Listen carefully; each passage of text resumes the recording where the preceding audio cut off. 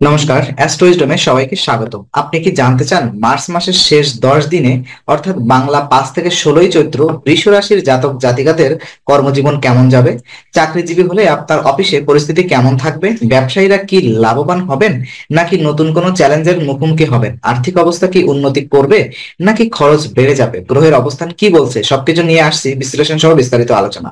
তো এই ভিডিওতে আমরা কভার করব চাকরি জীবনের জন্য গুরুত্বপূর্ণ পরিবর্তন ও সুযোগ, ব্যবসায়ীদের লাভ ক্ষতির পূর্বাভাস, অর্থনৈতিক স্থিতিশীলতা ও চ্যালেঞ্জ, গ্রহের প্রভাব ও তার প্রতিকার। তো চলুন এবং সতর্ক থাকুন, কারণ এই সময়ে আপনার ধৈর্য ও বুদ্ধিমত্তার পরীক্ষা হতে চলেছে।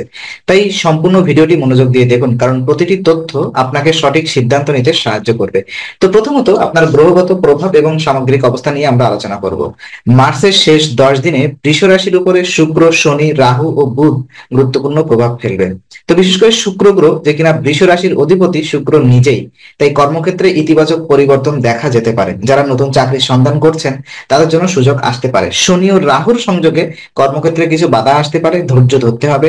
সিনিয়রদের সাথে ভুল বোঝাবুঝি এড়ানো দরকার। বুধের প্রভাবে বুধ এই সময় কিছুটা দুর্বল থাকবে, যার ফলে ভুল সিদ্ধান্ত নেওয়ার প্রবণতা বাড়তে পারে। তাই বিনিয়োগের ক্ষেত্রে সাবধানতা জরুরি। এ সময় কি করবেন? বড় কোনো সিদ্ধান্ত নেওয়ার আগে দুইবার ভাবুন। অফিসের সহকর্মীদের সাথে ভালো সম্পর্ক বজায় রাখুন। ধৈর্য ও স্থিরতা বজায় রাখুন, কারণ এটি আপনাকে দীর্ঘমেয়াদে সাফল্য এনে দেবে। দেখে নিব আপনার চাকরিজীবীদের জন্য পূর্বাভাস। চাকরিজীবীদের জন্য এই 10 দিন কিছুটা মিশ্র ফলাফল বয়ে আনবে।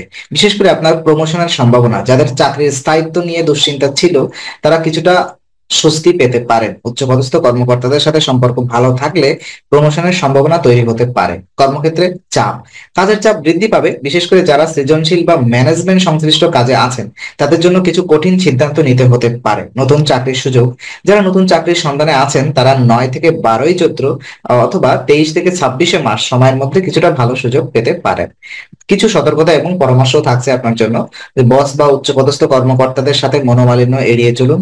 অতিরিক্ত কাজের চাপ এলে হতাশ না হয়ে কৌশলী হন। যারা বিদেশে চাকরি করতে চান তাদের জন্য সময় খুব অনুকূল হতে পারে। দেখে নিব আপনার ব্যবসায়ীদের জন্য পূর্বাভাস, এবং বিশেষ করে ব্যবসায়ীদের জন্য এই সময়টা কিছুটা মিশ্র প্রভাব আমরা দেখতে পাচ্ছি। নতুন বিনিয়োগ জন্য আপনাকে অপেক্ষা করতে হবে। এই সময় রাহু ও শনি কিছুটা নেতিবাচক প্রভাব ফেলতে পারে, তাই বড় বিনিয়োগ থেকে আপনাকে দূরে থাকা পরামর্শ দেওয়া হচ্ছে। ঋণ ও দেনা আদায়, পুরনো বকেয়া অর্থ ফেরত পাওয়ার সম্ভাবনা রয়েছে। তবে অংশীদারি ব্যবসার জন্য যারা পার্টনারশিপ ব্যবসা করছেন তারা বিশ্বাসঘাতকতা বা ভুল বোঝাবুঝির সম্মুখীন হতে পারেন। তো বিশেষ সতর্কতা ও করণীয় কিছু থাকছে। নতুন ব্যবসায়িক চুক্তির আগে ভালোভাবে যাচাই করুন। হিসাব নিকাশ পরিষ্কার রাখুন।